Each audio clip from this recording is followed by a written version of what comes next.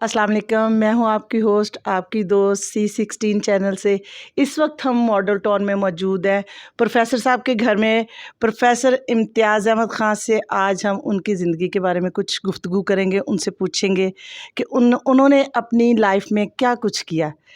तो अस्सलाम वालेकुम सर। वालेकुम अस्सलाम। सर कैसे हैं आप? जी अल्लाह का करम, आप सुनाएं, खैरियत से हैं? अल्लाह का शुक्र है।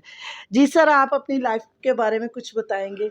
जी, मैंने स्कूलिंग तो इधर मॉडल टाउन से की, फिर मेरी ग्रेजुएशन FC कॉलेज से है, फिर पंजाब यूनिवर्सिटी से मैंने मास्टर्स किया। आप और प्रोफेसर भी हैं ना? जी और पंजाब यूनिवर्सिटी लॉ कॉलेज से फिर मैंने LLB भी किया। उसके बाद 2 साल मैं नेशनल बैंक में रहा, लेकिन मुझे वो फील्ड पसंद नहीं था, तो मैंने वहाँ से रिज़ाइन दे के लेक्चरशिप ज्वाइन की और इसमें मैं प्रोफेसर के रैंक तक पहुंचा ग्रेड 20 में, जो कि लास्ट रैंक होता है एजुकेशन डिपार्टमेंट के अंदर। इससे ज़्यादा किसी की प्रमोशन नहीं होती। तो मुझे ज़िंदगी में ये शौक़ था बचपन से ही कि उस्तादों से मैंने सीखा था कि 2-3 चीज़ों का आपने बैलेंस रखना है। एक तो आपकी एकेडमिक्स हैं और उसके साथ साथ आपकी को करिकुलर एक्टिविटीज़ हैं जो एकेडमिक्स के साथ रिलेट करती हैं, और थर्डली आपकी स्पोर्ट्स हैं। तो मैंने कोशिश की है, मैंने सारी ज़िंदगी इसी को मेंटेन किया, अब तक कर रहा हूँ मैं। और इसमें मज़ीद मैं ये कहना चाहूँगा कि मैं पब्लिक सर्विस मिशन से एज लेक्चरर भी टॉपर था, और फिर 18 ग्रेड में डायरेक्ट असिस्टेंट प्रोफेसर भी पब्लिक सर्विस मिशन से सिलेक्ट हुआ, उसमें भी मैं टॉपर था। यानी मेरी पहली पोजीशन थी। और जी और मेरी सर्विस की जो एजुकेशन में इब्तदा है, गवर्नमेंट ज़मींदार कॉलेज गुजरात से हुई। वहाँ मेरा 3 साल का क़याम रहा, लेकिन उसके बाद फिर मेरी government college of science Wahdat road में ट्रांसफ़र हो गई। वहीं से मैं रिटायर हुआ। बाकी मेरी सारी सर्विस, तकरीबन 30 इयर्स की service government college of science की है, और सिर्फ 3 साल मैंने गुजरात में गुजारे। टोटल मैंने 33 इयर्स एजुकेशन डिपार्टमेंट में सर्व किया है, पढ़ाया है। अब मैं प्राइवेटली, यानी प्राइवेट तो नहीं कहना चाहिए, ये चिल्ड्रन हॉस्पिटल में कदारी है, गवर्नमेंट का हॉस्पिटल है, जहाँ पे यानी BS होता है मुख्तलिफ़ फील्ड्स के अंदर, जैसे lab technology, imaging technology, dental technology. तो ये 7-8 किस्म के कोर्सेज़ होते हैं। वहाँ मैं पाक स्टडीज़ की वीकली 2 क्लासेस लेता हूँ, तो वो अभी तक मेरी क्लासेस जारी हैं। सर, आप मुझे ये बताएंगे कि बैन अवी सतह पर मुकाबले कौन करवाता है?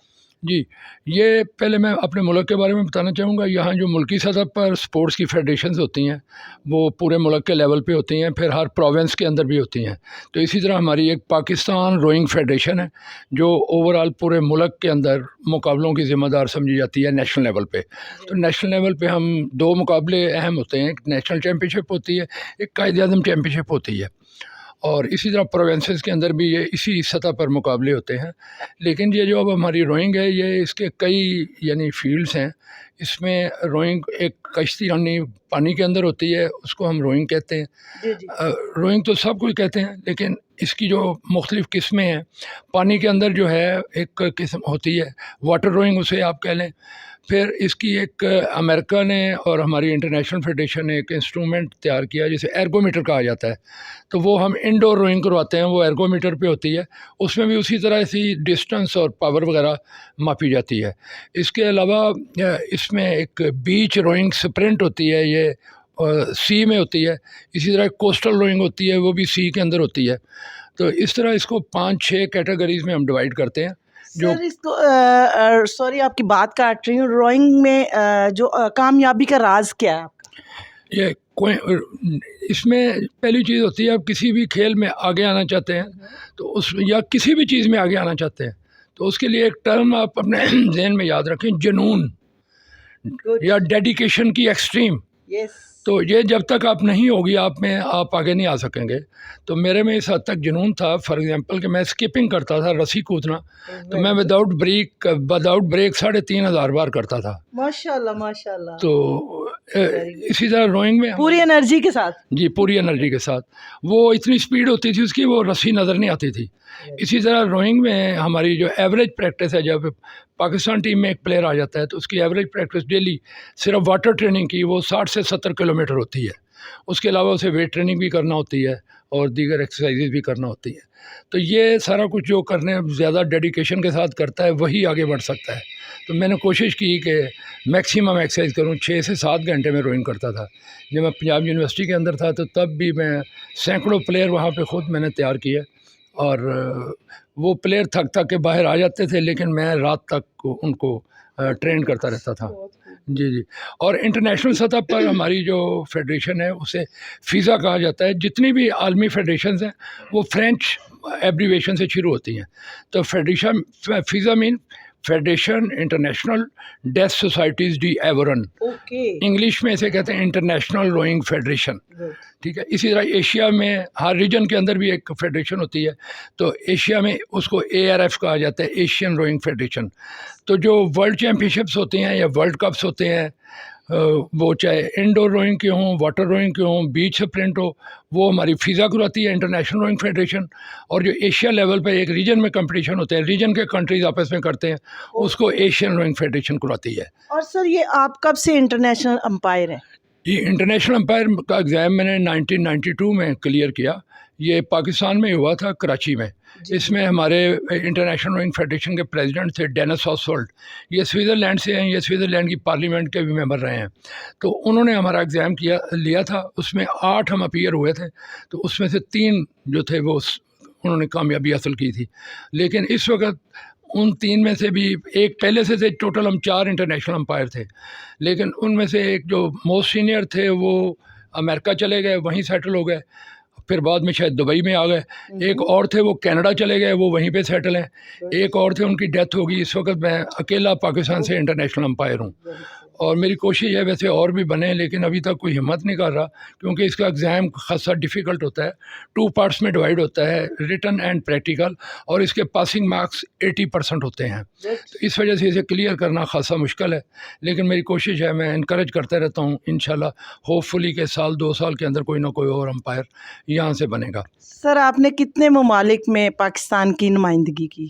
ایز پلیئر تو میں ایک آدھ ملک میں گیا ہوں. جاپان میں نے 1991 میں برونز میڈل لیا تھا پاکستان ٹیم کو ریپرزینٹ کرتے ہوئے. لیکن ویری نیکسٹ ایئر 1992 میں انٹرنیشنل امپائر بن گیا. تو تب سے میں مور دین 30 کنٹریز میں پاکستان کو ریپرزینٹ کر چکا ہوں. یا ریسنٹلی جاپان میں ٹوکیو اولمپکس میں بھی میں نے پاکستان کی نمائندگی کی ہے. اور ابھی فیزو گیمز ہو رہی ہیں. فیزو مینس federation international sports universities, world universities games, یہ چائنا میں ہوں گی. تو اس میں مجھے نامزد کیا گیا ہے. اس میں بھی جاؤں گا، اور ایک آدھ ایشیا کے کنٹری میں بھی کمپٹیشن ہوگا. اس میں انشاءاللہ پاکستان کو ریپرزینٹ کروں گا. سر اس کھیل کی ترقی کی اقدامات کے لیے آپ کیا کیا تجویز بیان کر سکتے ہیں؟ دیکھیے، پاکستان میں کھیلوں کا معیار بہت پست ہے. اس کی بنیادی وجہ فیسلٹیز کی کمی ہے اور ٹرینڈ کوچز کی کمی ہے. لیکن یہ ایسی چیزیں ہیں جو اگر میرے جیسا بندہ کسی سیٹ پہ ہو تو اس کو ود ان فیو ڈیز یا ود ان فیو ویکس اس کے لیے ایک پلان بنا سکتا ہے. میرا اپنا پرسنل ویو یہ ہے کہ گورنمنٹ کو کھیلوں کے لیے ایک پیسہ بھی خرچ کرنے کی ضرورت نہیں ہے. پاکستان میں جتنی بڑی بڑی انڈسٹریز ہیں جو یعنی کھربوں کا کاروبار کر رہی ہیں، 10-15 سپورٹس اگر گورنمنٹ ان کے ذمہ لگا دے اور ان کو کہے کہ گراس روٹ لیول سے لے کے آپ نے انٹرنیشنل لیول تک ان سپورٹس کو آگے لے کے جانا ہے، اور ان کو ٹیکس میں کچھ چھوٹ دے دے یا فیسلٹیز دے دے، تو پاکستان بھی دنیا میں بہت زیادہ میڈلز لے سکتا ہے. ایون ہم نے یہ بیر سر سمانی کے عالم میں ہماری کھیل میں ایشیا کے اندر گولڈ میڈل بھی ہیں، سلور میڈل بھی ہیں، برونز میڈل بھی ہیں، اور ہماری ایز پاکستان ٹیم کی اولمپک کے اندر بھی پارٹیسپیشن ہے. تو اسی طرح یہ تمام کھیلوں کے اندر گورنمنٹ کی صرف ایک پالیسی ہونی چاہیے. لیکن یہ انڈیویجول کے لیے ایسی پالیسی بنانا یا انڈسٹریز جن کا میں ذکر کر رہا ہوں ان کا اس کو اوبے کرنا بہت مشکل ہے. یہ گورنمنٹ کے آرڈر کے تحت ہی ایسا ہو سکتا ہے. گورنمنٹ بے شک ایک پیسہ خرچ نہ کرے، لیکن اس قسم کا پلان اگر گورنمنٹ بنائے تو سکسیسفل ہو سکتا ہے. اب ہماری یہ کھیل ہے، اس کے لیے بیسیکلی ایک لیک کی ضرورت ہے. اب چائنا ہے تو وہاں اس وقت کوئی 25 سے زیادہ لیکس ہیں. پاکستان میں جو کمپٹیشن ہمارا جو ہے 2 کلومیٹر میں ہوتا ہے، 2000 میٹر کی ریس ہوتی ہے. تو پاکستان میں صرف ایک جگہ میں اویلیبل ہے جہاں پاکستان ٹیم ٹریننگ کرتی ہے، دیٹ از راول لیک، اسلام آباد.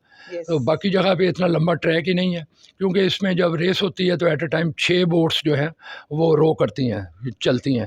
تو یہاں لاہور میں تو کوئی ایسی پلیس ہی نہیں ہے کہ ایک کشتی نہر کے اندر وہ بھی بڑی مشکل سے چلتی ہے. اسلام آباد میں بہت بڑا ڈیم ہے، راول ڈیم، راول لیک. جی وہیں پہ ہم پریکٹس کرتے ہیں زیادہ. وہیں پہ مقابلے بھی ہمارے، وہاں پہ ہم ایشین جونیئر چیمپئن شپ بھی کروا چکے ہیں، اور اس کے علاوہ بھی وہاں مختلف مقابلے جو ہوتے رہتے ہیں.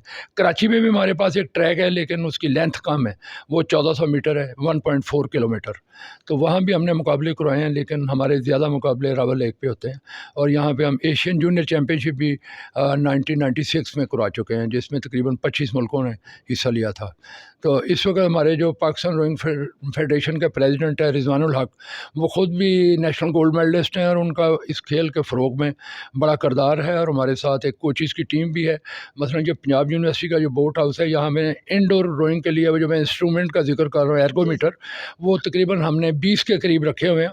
اور وہاں پہ فری یعنی ہم یہ فیسلٹی پرووائڈ کرتے ہیں, جو بھی آ کے روئنگ سیکھنا چاہے اس کو ہم روئنگ سکھاتے ہیں, اور وہیں سے پلیئر جو ہے نیشنل لیول تک, انٹرنیشنل لیول تک جاتے ہیں. سر آپ نیو جنریشن کو کیا میسج دینا چاہیں گے, جو کہ آج کل کی نوجوان نسل ہے اور وہ کھلاڑی بھی ہیں اور کھیلنا بھی چاہتے ہیں, ان کو آپ کیا میسج دینا چاہیں گے؟ میں ان سے یہی کہوں گا کہ یہ جو موبائل ایکٹیویٹیز ہیں اس کو چھوڑ کے فیلڈ کی طرف آئیں, تاکہ وہ ان کی جسمانی صحت بھی اچھی ہو سکے. کیونکہ یہ جب سے موبائل آیا ہے اس کا اسٹوڈنٹس میں نیگیٹو استعمال بہت زیادہ ہے, جبکہ دوسرے ممالک میں ایسے نہیں ہے. کیونکہ دوسرے ممالک میں عام طور پہ یہ ہوتا ہے جب بچہ پیدا ہوتا ہے تو پیدائش سے ہی ریاست اس کی ذمہ داری لے لیتی ہے, ان کی ٹریننگ کرتی ہے. پاکستان میں اللہ کے لیے ایسے حالات نہیں ہیں, تو اس وجہ سے یہاں پہ پراپر ڈائٹ بھی بچوں کو نہیں ملتی.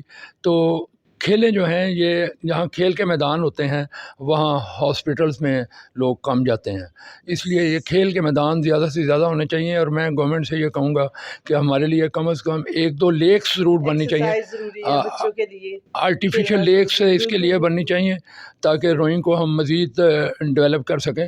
اور بچے جو ہیں, یہ نرسری ہوتی ہے ایک اسکولنگ, یہ اسکول لیول سے اسپورٹس جو ہیں سٹارٹ ہوتی ہیں. جب سے پاکستان میں اسکول لیول پہ اسپورٹس کم ہوئی ہیں تب سے کھیلوں کا معیار کافی گر گیا ہے. تو ہم اس تھینک یو آپ کا بہت شکریہ. اینڈ پہ ہم بولیں گے پاکستان زندہ باد.